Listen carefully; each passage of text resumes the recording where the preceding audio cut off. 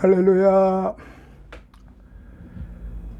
지금까지 마태복음 3장 3-1, 3-2 이제 오늘은 이제 마무리하는 편으로 3-3으로 마태복음 3장을 마무리하도록 하겠습니다.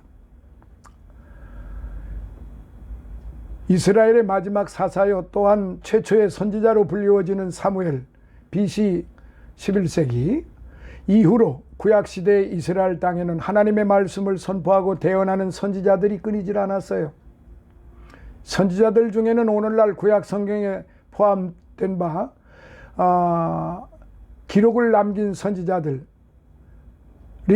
대선지, 소선지 포함해서 16명이 있었는가 하면은 기록을 남기지 않은 선지자들도 많이 있었어요. 비문서 선지자들로 예컨대 나단, 하나니, 미가야, 엘리야, 엘리사, 훌다 등 있었습니다. 따라서 이스라엘 백성들은 이러한 선지자들의 메시지를 통하여 하나님의 뜻을 분별할 수 있었습니다. 참 선지자들의 메시지는 언제나 시대와 백성들을 진리로 이끈 선구자적 예언이요 방향 지침이었기 때문인 것입니다. 그렇지만 이스라엘 백성들은 선지자들을 통해 말씀하신 하나님의 뜻을 거부했고 배척했기 때문에 불순종의 대가로 70년 동안의 바벨론 포로 생활이라는 쓰라린 채찍질을 맞습니다. 바벨론 포로 생활을 마치고 고국 땅으로 돌아온 이스라엘 백성들에게도 선지자들의 메시지는 있었습니다. 즉 학개, 스가랴, 말라기 같은 선지자들이 바로 그들이었는데 이들은 이스라엘 백성들을 향하여 성전 건축을 독려하고 율법을 신실히 지키며 다가올 메시아의 도래를 준비하라고 외친 선지자들이었습니다. 하지만 말라기 선지자 BC 435년경 이후로 이스라엘 땅의 선지자들의 메시지가 뚝 끊기고 말았던 것입니다. 소위 신구약 중간사로 알려진 이 기간 동안에 유대 백성들은 페르시아, 헬라, 애굽, 시리아 등의 외세와 지배하에 끊임없이 시달렸어요. 비록 마카비가의 그 민족 독립운동이 어느 정도 성과를 거두기는 했지만 결국 유대 땅은 로마라고 하는 엄청난 세력의 지배하에 들어가 마침내 식민지 소국가로 전락하고 말았던 것이죠. 유대 백성들은 좌절했고 절망했습니다. 마음 중심에 메시아 대망 사상은 불타고 있었지만 메시아 도래를 알리는 선지자의 외침은 400년 동안 없었기 때문에 그렇습니다. 선지자 말라기 이후 400년이 지나도록 유대 땅에는 침묵만이 있었어요. 바로 그때 유대 광야에서 외치는 자의 소리가 있었던 것입니다. 그 소리는 요한이 외치는 소리로서 참으로 요한의 출현은 구약의 말라기 선지자 이후 400년 동안이나 없었던 선지자의 출현으로서 구약을 완전히 마무리 짓고 신약 시대의 막을 여는 획기적인 분기점이 되었던 것입니다. 자, 그러면 이 부분에 대해서 그 의미를 한번 살펴보도록 하겠습니다. 세례 요한은 유대 광야에 거처했어요. 유대 광야는 넓게는 요단강 양편에 펼쳐져 있는 가파르고 거칠은 광야지대 전체를 가리키지만 좁게는 유다 지파에 속한 땅으로서 여리고 남쪽과 사해 서북쪽으로 넓게 펼쳐 있는 황무지를 가리킵니다. 이곳은 석회질의 메마른 토양 위에 가파른 암벽과 큰 바위 덩어리와 모래와 자갈로 이루어진 기복이 심한 곳이었습니다. 여기저기서 키가 작은 잡목들이 눈에 띄고 더러 뱀들이 기어다니는 그야말로 황량한 불모지되었던 것입니다. 세례 요한은 또한 약대 털옷을 입고 허리에 가죽띠를 띄었습니다. 이 같은 의복은 가공되지 않고 소박하며 질긴 것으로서 광야 생활에 알맞은 야인의 옷이었지요. 그리고 세례 요한은 메뚜기와 석청을 먹었어요. 메뚜기는 구약의 정결 율법에서 식용이 허락된 식품이고 레위기서 11장 22절. 석청은 광야의 바위 틈에서 만들어지던 야생 벌꿀 혹은 나무의 단수액으로서 오늘날에는 귀한 식품이지만은 당시로서는 고행의 삶을 추구하던 수도인들이 먹던 절제와 경건의 식품이었습니다. 이와 같은 세례 요한의 생활 모습은 당시 사람들에게 능력과 불의 선지자로 유명했던 엘리야의 모습을 연상시켰습니다. 열왕기하 1장 8절. 사실 세례 요한은 말라기 선지자가 예언한 바 메시아의 오심을 준비하도록 당대에 보냄을 받은 엘리야였어요. 누가도 이 사실을 기록하였고 후일 예수님께서도 제자들에게 세례 요한이 과연 오리라 예언된 그 엘리야라고 깨우쳐 주었습니다. 마태복음 17장 10절로부터 13절이에요. 그런 걸 우리는 세례 요한이 메시아의 오심을 준비하는 사자요 구약시대 엘리야와 같은 참 선지자로서 능력 있는 주의 종임을 깨달을 수 있습니다. 따라서 우리는 옷깃을 여미고 세례 요한이 외치는 광야의 소리에 귀 기울여야 할 것이에요. 그렇다면 세례 요한이 외친 메시지는 과연 무엇이었을까요? 이제 그것을 살펴보도록 하겠습니다. 첫째, 천국의 메시지였습니다. 세상을 살아가는 메시지가 아니었어요. 도덕적이고 윤리적이고 철학적인 그런 메시지가 아니었다는 것입니다. 천국의 메시지였습니다. 세례 요한이 전파한 메시지의 핵심은 회개하라 천국이 가까웠느니라 였습니다. 이 말의 의미는 왕이 오셨고 따라서 왕이 통치하는 나라가 이르렀으니 마음을 돌이켜 그 왕을 영접하라는 뜻입니다. 여기서 왕은 바로 메시아를 가리키고 그 왕이 통치하는 나라가 곧 천국인 것입니다. 결국 천국의 개념은 왕의 개념이 되는 셈이지요. 따라서 요한은 지금 메시아와 왕의 도래를 외치고 있는 것이지요. 사실 왕의 행차에는 왕의 그 행차를 알리는 전령이 반드시 있었어요. 이런 의미에서 요한은 천국의 전령이었습니다. 그런 거로 요한의 임무는 천국의 주인으로서 이 땅에 메시아 왕으로 오시는 예수 그리스도의 길을 예비하고 평탄케 하는 것이었지요. 따라서 세례 요한은 광야에서 외치는 자의 소리가 되어 천국의 메시지를 외쳤던 것입니다. 그리고 본서의 저자인 마태는 그 같은 세례 요한의 임무를 선지자 이사야의 예언의 성취로 해석을 했어요. 광야에 외치는 자의 소리가 있어 가로되 너희는 주의 길을 예비하라 그의 첩경을 평탄케 하라. 3절에 특별히 여기서 요한을 소리로 묘사하는 것은 세례 요한을 포네라고 하는 말인데요. 소리로 묘사하는 것은 말씀 되시는 예수 그리스도의 선구자요 예비자이기 때문에 그렇습니다. 즉 천국의 주체요 내용이요 왕은 말씀 되시는 예수 그리스도인 바 세례 요한은 단지 그 전령으로서 왕의 도래를 앞서 외치는 선구자이기 때문에 소리라고 표현된 것입니다. 그런즉 세례 요한은 천국의 전령으로서 왕의 도래만을 성실히 외치다가 때가 되자 소리와 같이 사라졌던 것입니다. 요한복음 3장 22절로부터 30절이에요. 사실인즉 세례 요한은 예수님보다 6개월가량 앞서 태어나서 예수님의 공생의 직전에 적극 활동하다가 예수님이 본격적으로 공생의 사역을 시작하시자 순교를 당하고 말았던 것입니다. 마태복음 14장 3절로부터 12절.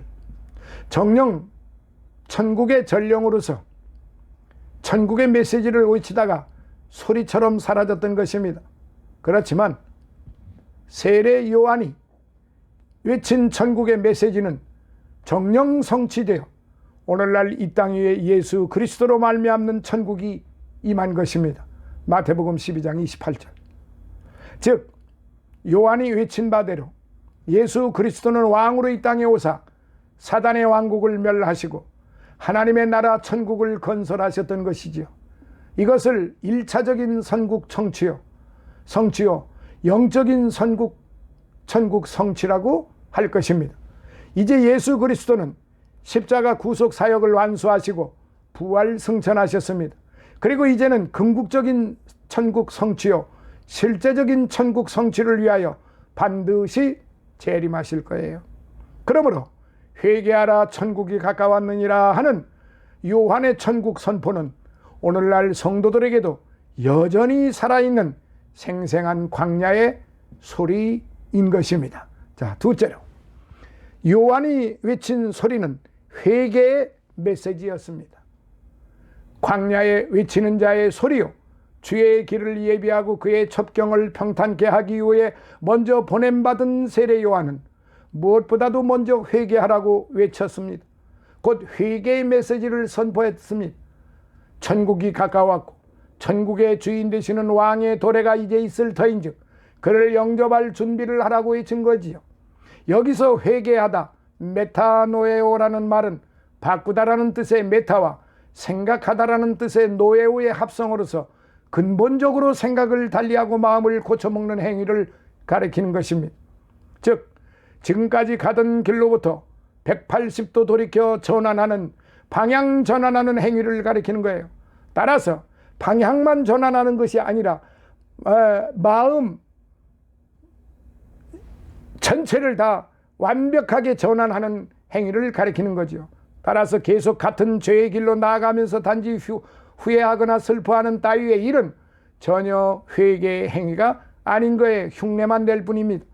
합당한 열매를 성령의 열매, 합당한 열매를 성령의 열매는 곧 성령의 열매라 이 말입니다. 갈라디아서 5장 22절로부터 23절 혹은 빛의 열매 에베소서 5장 8절로부터 9절로 표현했습니다. 결국 회개의 열매란 옛사람의 죄된 생활로부터 완전히 전환하는 심령의 변화를 말하는 것이라고 고린도후서 7장 8절로부터 10절 디모데후서 2장 25절에 사도 바울은 그렇게 가르쳤습니다. 그런즉 세례 요한은 천국이 가까웠고 왕이 도래할 터인즉 천국 백성 될 자는 이같이 변화된 새 심령으로 왕을 영접하라고 외친 것이지요. 사실 이스라엘 백성들에게는 매년 속죄일 7월 10일입니다. 맞이하여 대제사장의 주관하에 실시되는 민족적인 자복 행위는 있었지만 그것은 어디까지나 의례적인 행사였고 실로 개인적인 뜨거운 죄의 자백은 없었던 것입니다.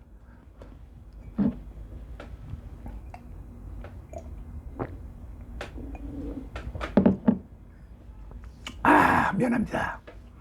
이러한 메마른 때의 세례 요한의 회개의 메시지는 많은 사람들의 심령을 두들겼습니다.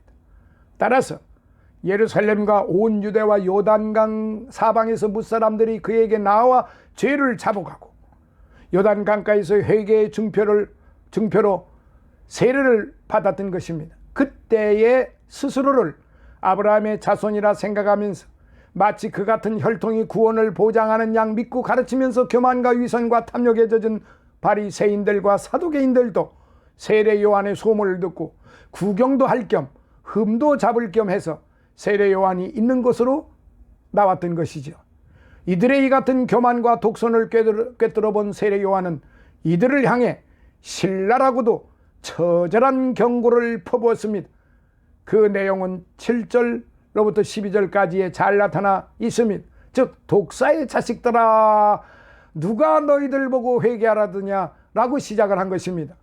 내용인즉슨 회개에 합당한 열매를 맺지 못할 때는 도끼에 찍혀 마침내 불에 던지움을 당하고 말 것이라는 무서운 멸망과 지옥의 선언이었던 것입니다.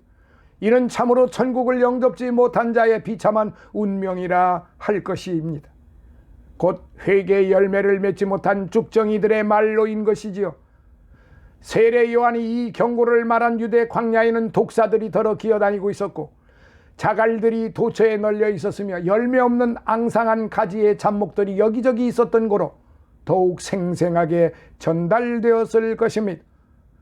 오늘날 세례 요한은 역시 교만과 독선에 빠진 바리새인들을 향하여 회개의 메시지를 선포합니다. 그리고 현실과 타협하고 현실에 안주하면서 차가운 이성과 지식으로서만 기독교를 믿는 사두개인들을 향하여서도 회개의 메시지를 선포합니다. 뿐만 아니라 주의 재림이 임박한 줄도 모르고 그저 타성적인 신앙생활로 세상 일에만 빠져있는 모든 교인들을 향하여서도 회개의 메시지를 선포하고 있는 것입니다. 진정으로 회개하고 회개에 합당한 열매를 맺을 것을 외치고 있는 것입니다. 정녕 오늘 우리 성도들은 지금도 광야에서 들려오는 이 생생한 회개의 메시지에 귀 기울여야만 하는 것입니다. 그때만 지금으로부터 2000년 전에만 세례 요한이 있었던 것이 아닙니다. 영적으로 볼 때 오늘날도 주의 종들은 바로 세례 요한의 역할들을 해야만 하는 것입니다. 그러나 안타까웠게도 바리새인들과 사두개인들 에세네 바들 같이 위선자들이요 독사의 자식들이요 그야말로 회개의 열매를 맺지 못하는 쭉정이와 같은 자들이 우글우글대고 있는 이 상황에서 바로 세례 요한의 이 메시지를, 이 소리를 우리는 들어야 하는 것입니다. 그래야만 올바로 회개를 할 수가 있습니다. 자, 과거의 죄는 용서받았습니다. 그리고 현재의 죄도 미래의 죄도 우리는 다 용서를 받았습니다. 그러나 우리가 이 땅에서 육신의 몸을 입고 사는 가운데 몸이 연약하고 생각이 연약하여 내 마음이 연약하여 이제 내가 알고도 짓고 모르고도 짓고 앞으로 미래에 지을 죄도 이름 말할 수 없이 많습니다. 이를 위하여 우리는 이제 끝없이 우리의 잘못된 그 삶을 회개해야만 하는 것입니다. 우리는 과거의 바리새인과 사두개인과 에세네 바들 등등 이들의 위선적이고 기만적이고 하나님 앞에 올바르지 못한 그런 그야말로 쭉정이와 같은 그런 사역들을 한다고 하면은 그건 사역이 아니라 죽을 사자 사역인 것입니다. 하나님의 영광을 위해서 하나님의 말씀을 가리키는 그런 사역자들이 아니라 사단의 종노릇하면서 지옥으로 가서 영원히 죽을 사자다 이 말입니다.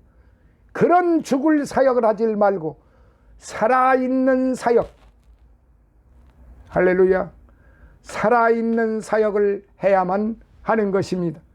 오늘의 우리 성도들은 바로 이 하나님의 말씀이 주의 종들을 통하여 외쳐지는 선포되는 이 소리를 잊어서는 안 됩니다. 귀를 막아서는 아니 되는 것입니다. 우리 주변에 바리새인, 사두개인, 에세네바 같은 이런 쭉정이와 같은 자들이 얼마나 많이 있는지 헤아릴 수가 없이 많다는 이 사실, 우리는 다시 한번 경각심을 갖고 하나님의 말씀이 오늘 우리에게 무엇을 지금 말씀하시고 지적하시고 그리고 경고하고 계시느냐 하는 점을 우리는 새삼 깨달아서 우리의 남은 인생 여정을 정말로 하나님이 기뻐하시는 오직 하나님께 영광만을 돌리는 그런 삶으로 우리가 나가야 되지 않겠습니까, 여러분? 그래야만 하나님께서 늘 말씀하시는 대로 거룩한 성도요, 보배로운 성도요, 존귀한 성도들이 되는 것입니다. 자, 세 번째, 요한이 세 번째 소리를 발한 것은 회개하고 세례를 받으라, 회개의 세례를 받으라는 소리였습니다. 요한이라는 이름의 뜻은 여호와의 은혜라는 뜻입니다. 유대인들에게는 매우 흔한 이름이었고 오늘날도 요한이라는 이름을 쓰는 사람들이 많습니다. 따라서 이 이름은 성경에서도 여러 등장하기 때문에 예수님의 선구자로서 광야에서 활동한 요한을 구별하기 위해 세례 요한이라고 부르게 된 것입니다. 이처럼 부르게 된 이유는 그가 회개를 선포한 후 그 증표로서 많은 사람들에게 세례를 베풀었기 때문입니다.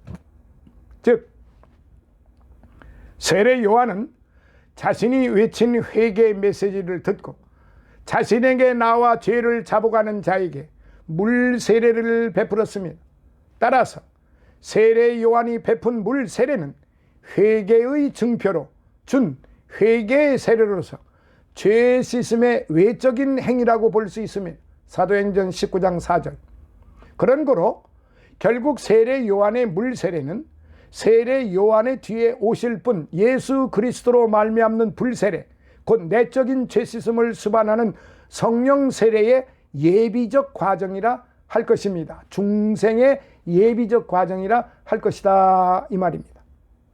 이처럼 세례 요한은 물 세례를 통해 백성들로 하여금 죄를 회개케 하고 마음밭을 평탄케 함으로써 주의 길을 예비한 것입니다. 세례 요한은 그 누구보다도 이 사실을 철저히 깨닫고 있었습니다. 따라서 세례 요한은 나는 너희로 회개케 하기 위하여 물로 세례를 주거니와 자기 뒤에 오실 분을 소개했습니다. 첫째, 그분은 능력이 많으신 분으로 자신은 그분의 신을 들기조차 감당치 못할 자라고 했어요. 당시 신을 드는 일은 노예들이 하는 일들이었기 때문에 그렇습니다. 그만큼 자신은 보잘것없다는 고백인 것입니다. 오늘날 주의 종들이 되어서 목회자들이 되어서 이제 말씀을 전한다고 하는 사역자들이 되어서 얼마나 교만방자하고 오만무도합니까? 그야말로 눈 뜨고 볼 수가 없고 귀를 들어 들을 수가 없고 입을 열어 말할 수가 없을 정도로 오만방자하기가 하늘을 찌를 듯 하지 않습니까? 그러나 여기 세례 요한은 자신을 노예들의 일인데 그거보다도 못하다고 했습니다. 오늘 이것을 우리가 분명히 깨달아야 되고 정신 차려야 할 것입니다. 그만큼 자신은 보잘것없다는 고백이라는 사실이에요. 노예들보다도. 당시의 노예들은 짐승 대우보다도 못했습니다. 노예들은 그만큼 천박한 그런 삶을 살았던 사람들이고 노예들은 사람 대접을 받지 못한 그야말로 상품 대접만 받은 것입니다. 그래서 튼튼한 상품은 값이 많이 나가고 튼튼하지 못한 상품은 값이 떨어지고 그나마도 안 되면은 그야말로 이제 내쳐져 버리는 아무런 쓸모짝에도 없어져 버리는 그런 신세로 전락하는 것이 노예입니다. 그런데 그 노예보다도 못하다니요. 예수님의 앞전에 오셔서 길을 예비하는 자, 평탄케 첩경을 예비하는 자인데 이 노예들보다도 못하다니요. 오늘 저와 여러분들은 이 세례 요한의 이 신을 들기조차 감당치 못할 자라고 한 이 말을 오늘 저와 여러분들은 뼛속 깊이 새겨야 할 것입니다. 우리 믿는 자들이 얼마나 오만방자한 사람들이 많이 있는지 모릅니다. 이런 자들 정신 차려야 할 것이며 이런 자들이야말로 진정으로 21세기에 여전히 회개해야 할 자들이고 이런 자들이야말로 정말로 주님의 말씀에 정말로 회개해야 할 자들입니다. 자신들이 잘못한 것을 인정을 하고 회개하면은 우리 주님은 용서해 주십니다. 심지어 주님을 십자가에 못 박은 사람들까지라도 주여 저들의 알지 못하고 행한 것이니 용서해달라고 그러질 않았습니까? 스데반은 돌을 맞아 가면서 숨이 거두어가면서도 아버지여 저들의 죄를 용서해달라고 용서의 기도를 하지 않았습니까? 용서받습니다. 지금 이 시간이라도 늦지 않았습니다.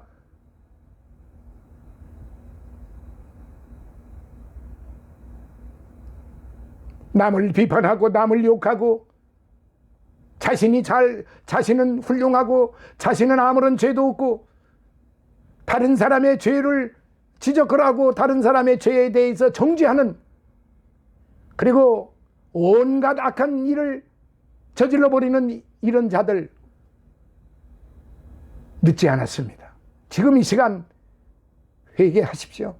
지금 이 시간 주 예수님의 이름으로 용서를 구하십시오. 그러면 즉시로 우리 성령님에 의해서 즉시로 죄사함을 받고 주님께 영광을 돌리는 삶을 살아가게 될 것입니다.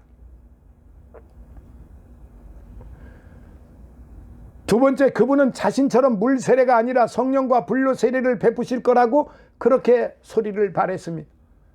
여기서 성령 세례와 불 세례는 같은 말의 다른 표현으로서 성령 세례는 타락한 옛 성품을 완전히 거듭난 새 성품으로 변화시키는 성령님의 역사를 가리키는 말입니다. 그리고 불 세례는 성령 세례의 능력과 효과면을 말한 것으로 죄로 오염되고 타락한 인간의 옛 심령을 불로 깨끗이 태우듯 정화시키는 세례를 가리키는 것이라고 칼빈은 그렇게 가르쳤습니다. 물론 칼빈이라고 하는 이 사람도 엄청난 죄를 저지른 사람입니다. 이교도라고 해가지고 하나님을 못 오겠다고 해서 자신의 뜻대로 자신의 그 이념대로 따르지 않는다고 그래서 그것을 하나님의 하나님을 못 오겠다고 그래서 화형시킨 자들이 한둘이 아닙니다. 그러나 그는 오늘날 많은 이들에게 복음의 진술을 많은 이들에게 가르치기도 한 사람입니다. 왜 그랬을까요? 그의 잘못을 인정을 하고 하나님 앞에 회개하고 바르게 새롭게 전환하면서 갔기 때문에, 인간은 끊임없이 잘못된 것이 들어오기 때문에 끊임없이 회개하고 끊임없이 전환하는 그런 삶을 해야 된다는 사실입니다. 예수 그리스도 이외에 어떤 이들도 온전한 자가 없는 것입니다. 그런데 가증스럽게도 다른 이들의 잘못을 서슴없이 정죄해버리는, 서슴없이 미워하고 비난하고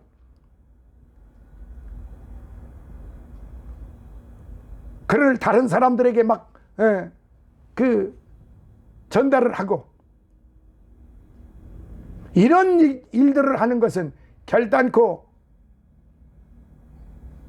바르지 못한 것입니다. 그렇기 때문에 정말로 하나님의 사역자들은 살아있는 사역자가 되어야지 죽어있는 사역자들이 되어서는 안 됩니다. 나는 목사인데, 나는 장로인데, 나는 이만큼 배웠는데, 너는 세상에서 놀다가 이렇게 왔는데 네가 무슨 감히, 이런 생각 자체가 부끄럽기 짝이 없는 것이고, 이런 생각 자체가 정말로 무식하기 짝이 없는 그런 생각이다 이 말입니다. 더 이상 무지하고 무식하고 어리석고 쭉정이 같은 짓거리들은 더 이상 해서는 안 됩니다. 내가 잘못했으면 잘못한 것을 인정하고 하나님 앞에 바로 가야만 되는 것입니다. 우리는 끊임없이 잘못을 범하기 때문에 그렇습니다.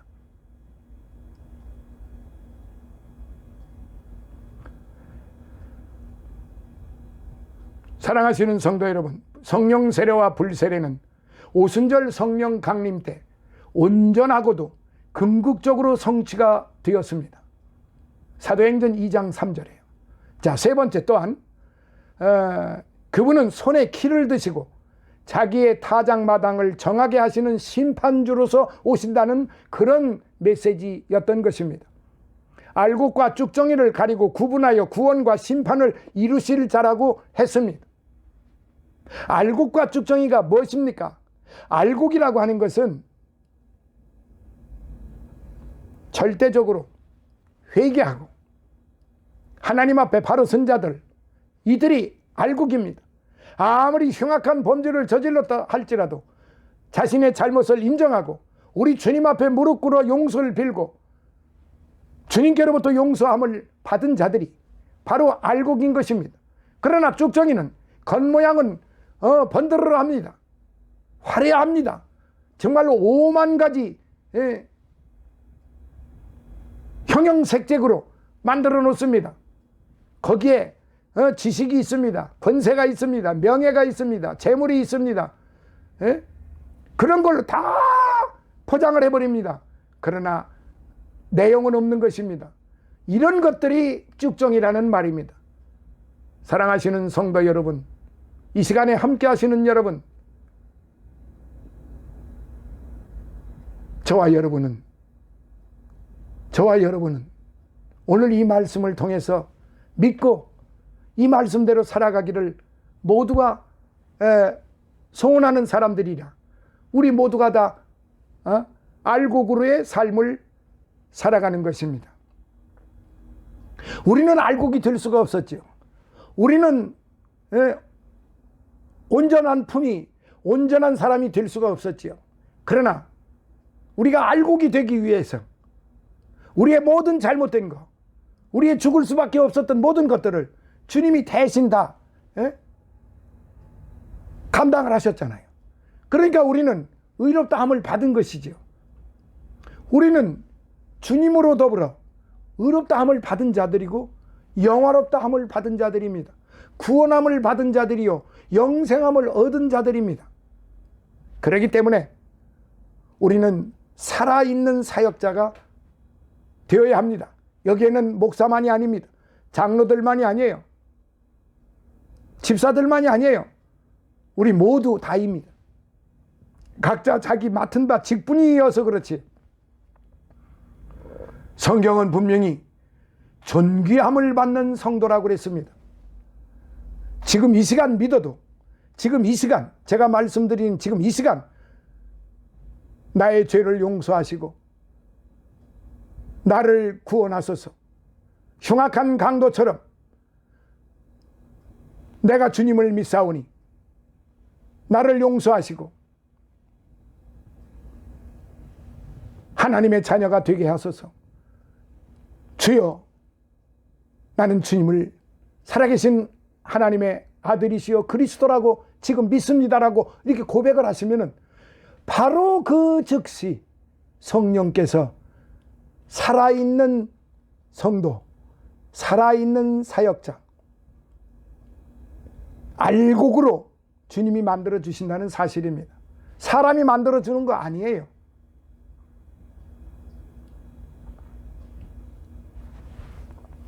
세례 요한은 유대 농촌의 추수 광경을 예로 들었어요. 즉 추수를 끝낸 농부가 자기의 타작 마당에다가 곡식을 벌쳐놓고 손에 키를 들고 두들겨 타작한 후에 키질을 하게 되면 알곡은 알곡대로 남고 쭉정이는 날아가 쭉정이대로 따로 쌓이게 되는데, 알곡은 조심스레 거두어 곡간에 들이고 쭉정이는 불로 태워버리는 것이죠. 이처럼 예수 그리스도께서도 인류의 메시아로서 인간의 죄 문제를 근본적으로 해결해 주신 분입니다. 그런즉 인간들이 그를 영접하고 그로부터 성령과 불로 세례를 받으면 알곡처럼 구원의 곡간, 즉 천국에 들어간다는 사실입니다. 그러나 그를 배척함으로써 성령과 불 세례를 받지 않을 것 같으면 쭉정이 신세가 되어 꺼지지 않는 불 지옥에 태움당하고 말 것입니다. 이것이 바로 세례 요한이 외친 세례의 메시지였습니다. 이런 맥락에서 18세기 초에 독일 루터교 목사요 신학자인 벵겔은 이렇게 말했습니다.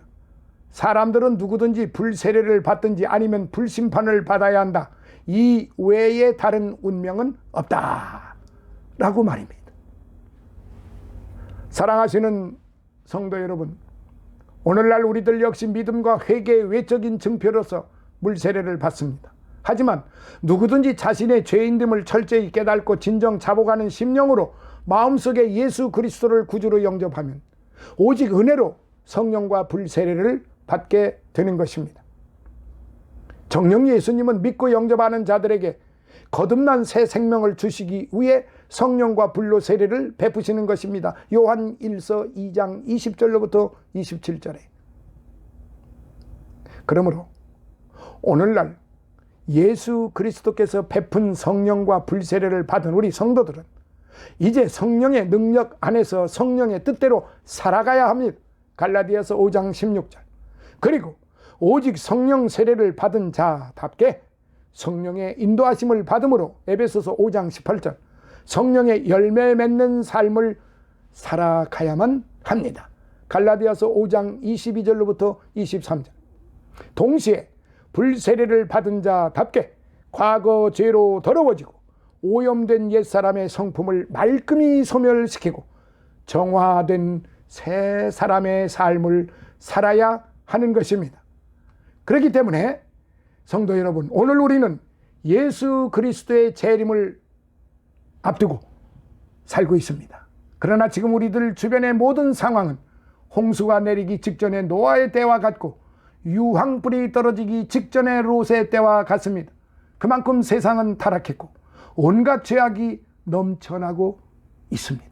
진실로 천국에 대한 소망을 가진 자는 드물고 그저 세상에 안주하려는 자는 많습니다. 또한 의례적인 교회 출석과 예배는 드릴지라도 뜨거운 회개의 소리는 잘 들리지 않습니다. 그리고 성령과 불로 세례를 받은 자답게 참으로 성령의 열매를 맺으면서 살고 있는 자들 역시 주변에서 흔치 않습니다. 그런 거로 바로 이때야말로 광야의 소리가 간절히 필요할 때입니다.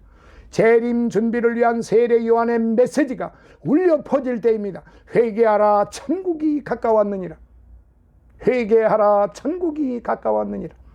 2000여 년 전 유대 광야에서 울려 퍼진 세례 요한의 천국의 메시지, 회개의 메시지, 그리고 세례의 메시지를 정녕 오늘 나의 가슴 속에 다시금 뜨겁게 받아들여야 할 때입니다. 그리하여 이 땅에 다시 오실 재림 예수를 영접하는데 만전을 기울여야 할 때인 것입니다.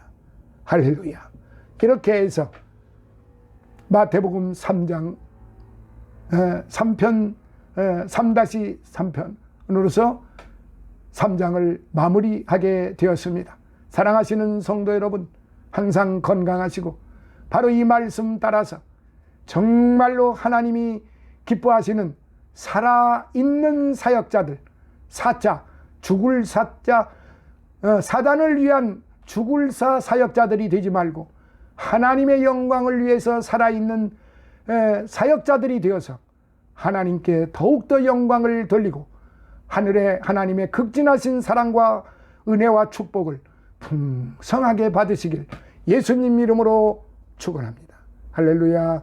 감사합니다. 다음 4장에서 만나 뵙겠습니다.